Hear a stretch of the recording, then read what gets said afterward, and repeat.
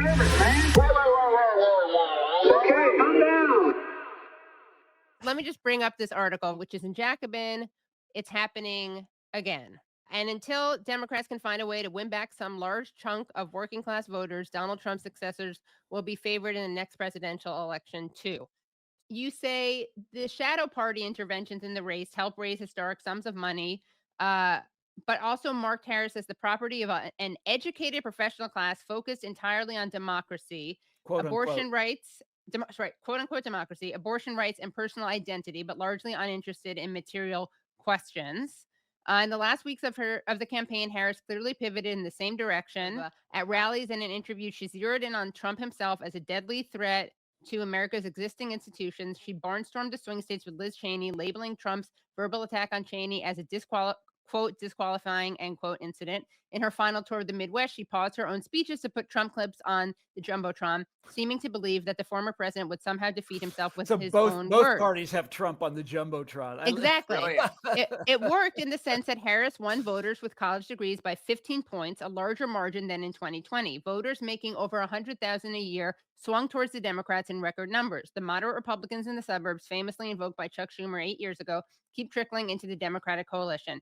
It seems to serve them well enough in the midterms, but not so much in the big ticket contests. This year, the Liz Cheney Democrats were dwarfed by a vast working class swing towards Trump in many flavors: rural voters, low-income voters, Latino voters, and Black male voters from Texas to New Hampshire. Even as progressive pundits hailed the post-Dobbs gender gap, boasting that Republicans had ruined themselves with female voters for a generation, non-college educated women swung toward Trump by 6 points. Above all, Harris and the Democrats failed to reach voters who have a negative view of the economy, not just Republican partisans, but 2/3 of yesterday's electorate. With her modest bundle of targeted economic initiatives, joined occasionally to a half-hearted populist rhetoric, is it a surprise that she failed to convince these frustrated voters? Almost 80% of the voters who listed the economy as their top issue cast a ballot for Trump. How much can a few months of targeted advertising do compared to a broader Democratic shadow party that has been trumpeting the health of the economy, low unemployment, wage growth, and a booming stock market for over a year now? If voters did not believe that Harris had a real plan to make their lives better materially, it is hard to fault them. By the way, Matt, I'm kind of fascinated that you use the term shadow party. Oh, right. I forgot to Is that read the is that definition the of it. no That's it's the actually Larry No, Goodwin thing. but he defines it above. So you It's tell us from- what I you thought read. it's what did you think it was from, Tom? Larry Goodwin, his book Oh, about that's funny. populism. Maybe it was originally that. I got it from like Roy Teixeira and John Judas, who are talking about the NGO complex, essentially. Right. Okay, Yeah. okay, And good. So identity but politics. that's a yeah. I like I like Rui. He's a good guy.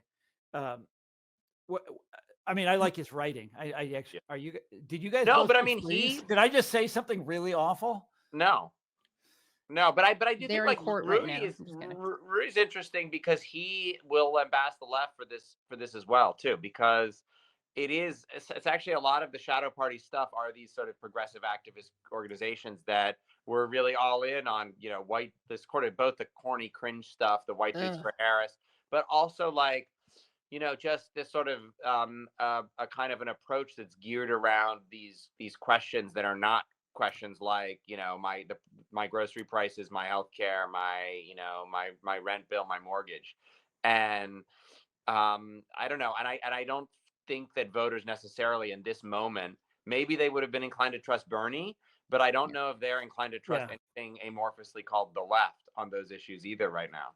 Yeah. Well, this is left what I've always said. This is one of my bumper sticker Tom Frank quotes is people really like liberal ideas and liberal solutions. They fucking hate liberals. So I learned that long ago in Kansas. Well, I mean, hey, do you want to hear a Kansas anecdote? You want to hear a Kansas Sure. anecdote? So I grew up in this very wealthy neighborhood of suburban Kansas City in Johnson County, Kansas. And it's called Mission Hills, right? I write about it at great length in What's the Matter with Kansas. I make fun of of our neighbors. You wonder why they hate me in this country, Katie. Well, anyhow, so these are the ruling class of Kansas City and of the state of Kansas. They literally own the place, And I was friends with their kids. I went to school with their kids. I know them all pretty well. And when I was growing up there, I thought, these are the most Republican people I'm ever going to meet in my life. I don't go back there anymore, but I was there for the 2020 election, and Biden won every single precinct in that neighborhood, in that little corner of Johnson County. Isn't that insane? They've completely, the most Republican people in the world are now overwhelmingly Democrats, you know, the ruling class. Yeah. That's the Liz Cheney Dems. Yeah. Right. But I mean, I'm also reminded of something that Nina Turner said in 2016 when she said that Bernie Sanders felt people's pain, Donald Trump pretended to feel people's pain, and I'm paraphrasing, and nobody believed that Hillary Clinton felt people's pain. And I didn't think that Kamala Harris did a. This is not a well. It's related to policy, but in terms of messaging or that the je ne sais quoi, which people do respond to, like I don't think she communicated at all having any. I don't even just think she didn't have empathy. I feel like she just didn't communicate having any awareness of what people were experiencing and how they were struggling.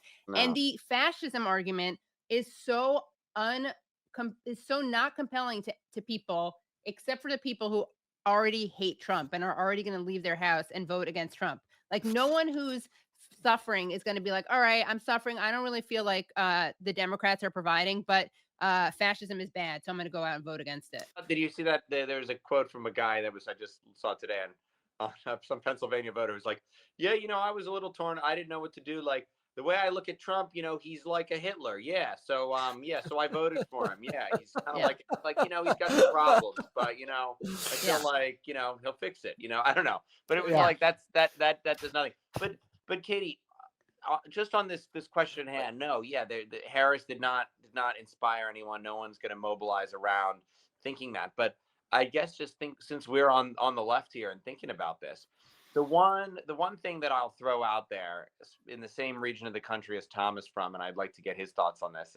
This is not Rashida Tlaib, but Dan Osborne in Nebraska. Oh, he came close. He came close. He ran, 13 and so for people who don't know who he is, he was an I was paying independent. He attention was a to. labor guy. He was an independent. He was involved in the strike. Mechanic. I actually know some of the people who were in the Center for Working Class Politics, this sort of like think tank that's really basically a occasional Zoom call that went out to Nebraska, from my perspective, with this totally quixotic idea.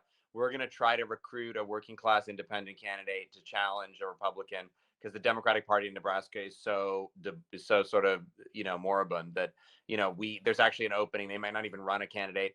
And I was like, okay, good luck. Yeah, great. Awesome. You're going to elect a working class lefty in Nebraska. Well done. All right, here's $25 and my blessings. And, lo and behold, after some bumps in the road, they found they came damn close. And but they were also come on the Katie Halper show. The Katie Halper show bump. Yeah. Oh, did he come on? No, he didn't. Halper? That would have made the decisive difference. Oh yeah, but but I actually was beating the drum for him online, and a lot of progressive types were coming after me on this. Why? Because they felt like Osborne is to the right of Chuck Schumer. Blah blah blah. No. Osborne. Come on, he could have unseated. He could have unseated a Republican from the U.S. Senate. Yeah, that's a huge deal. No, exactly, and people were calling him Joe Manchin light and stuff like that. And it's like his whole campaign was run polarized on the issue of the Senate is full of millionaires and billionaires. I'm a union mechanic who led a strike and was fired for it. Right. This country is too rich. Everything was about that message. It's true. What were his policy platform on the deficit? It was like pandering to Nebraska sensibilities of, okay, we got to run a tight ship. Deficit trolling. What was his immigration policy? Oh, we got to get the borders a mess, but really vague. It's true. He gave no ground on those things. He didn't take the approved white paper progressive position on 15 issues that you have to do to become considered somebody who's progressive. But he changed the subject a little like Bernie and turned it back towards this fundamental issue that Deb Fischer was a lapdog for capital and for corporations, and was not responsive to the working people in Nebraska, as were most of the Senate. And that message, he was a credible messenger. And the message, and even if you looked at some of these red counties, not just the Johnson County version in Omaha and its suburbs, Kamala ran ahead or even with Osborne. It was in other parts of sort of northeastern Nebraska, in south central Nebraska, in rural and sort of small town Nebraska, that Osborne ran 10, 20 points ahead of her. not enough to win in deep red Nebraska, but for it made first a difference. time, To me, that's the only hope. It's still not enough given. And he got 46%. Yeah. And it was his And first time. It's a great story. I mean, I'm really, really sorry that he didn't win, but that's the, He that's should have been playing the Left podcast. I sometimes wonder. I mean, I heard about him too late.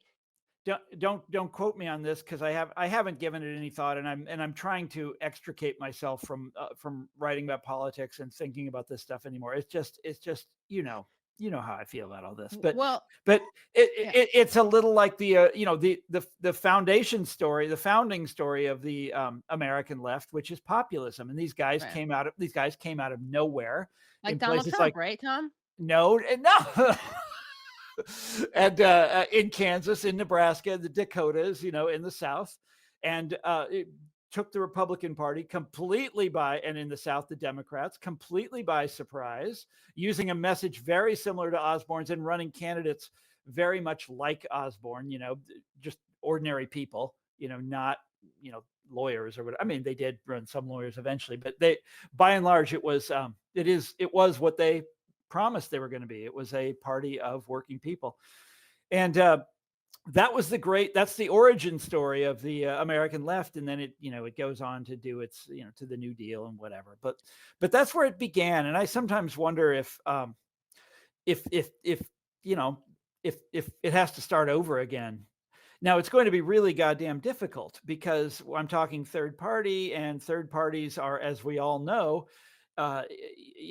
functionally illegal in America, for all sorts of reasons, really bad reasons. By the way, another Midwestern story. I have a friend up in Minnesota who's he's constantly, every year he submits this resolution at the convention of the Farmer Labor Party, saying that the Democrats have betrayed us, and therefore we have to sever the Farmer Labor Party from the Democrats. And this year he may do it. Who knows? Yeah. People may have finally had enough. Well, we'll all be going back to Larry Goodwin, I guess, Tom. Yeah. No, you should check that out. That's a great book. It's a great book. Yes. I want to show. Can I tell another anecdote? I probably shouldn't tell this one. Oh, I'll go ahead. I'll tell it. So I don't know, Matt, if you know about the last book I wrote, which was about the abuse of the term populism and the sort of this sort of ideology of anti-populism, which you now see everywhere, and especially in Europe. But I called up someone who knew, Larry Goodwin lived up until I think he died. So Larry Goodwin was the great historian of American populism, and he wasn't just a historian of it. He also practiced it, and he lived it, and he was involved in the civil rights movement. And he was an academic. I think he was at I forget, somewhere in North Carolina, and he tried to to foster a generation of young historians to write about. And he died in like 2013. 2013, young historians to write about the civil rights movement and to do this firsthand, research. Great man doing great things, and the world's greatest authority on populism. So by the time he died, this movement, the anti-populist stuff was going strong already in Europe. And so I called someone that knew Larry Goodwin really well. And I said, they have these conferences all the time. They have academic conferences, NGO conferences. They're always talking about populism and the menace of populism. How to stop populism. Yeah. Did they ever invite him to these conferences? He is the world's leading authority on the subject. And this person was like, hell no, of course they didn't invite him.